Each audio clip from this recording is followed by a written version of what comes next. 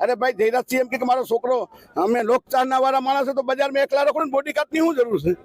તમે ઓલા લુખા રાખ્યા રાક્ષસ જેવા બંદૂકો વાળા એક દી તમે અઠવાડિયું ખાલી આ ગોંડલની બજારમાં તમે લોકસાના વાળા છો, ધારાસભ્ય પૂર્વ તમે ચાલુ વર્તમાન ધારાસભ્યને પતિ છો તો તમે એકલા રખડી બતાવો મોટરસાઇકલમાં. અઠવાડિયું જયરાજ જાડેજા અઠવાડિયું જો ગોંડલની બજારમાં જયરાજને ગણેશ રખડી બતાવે એટલે હું એમને સમાધાન કરી નાખી. જ્યારે આ ઝઘડો છે સમાધાન કરીને જયરાજનો દીકરો ગણેશ જાડેજા ગોંડલ આવ્યો ને એના બાપાને પૂછ્યું કે બાપા દલિતના છોકરાએ આપણી ગાડીની ચાવી કાઢી જયરાજસિંહ એને મદદ કરી છે તો જો દલિતના છોકરાએ તારી ગાડીની ચાવી કાઢ્યું તારે દલિતના છોકરાને ઉપાડી આવવો જોઈએ.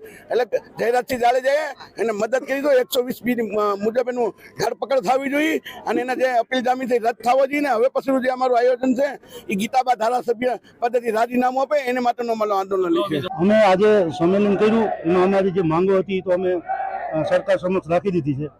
હવે 1-2 દિવસમાં અમે અમારી પાછી કમિટી મળશે, બધી મિત્રો મળી અને નક્કી કરશું કે સરકાર આમાં શું કરવા માંગે છે.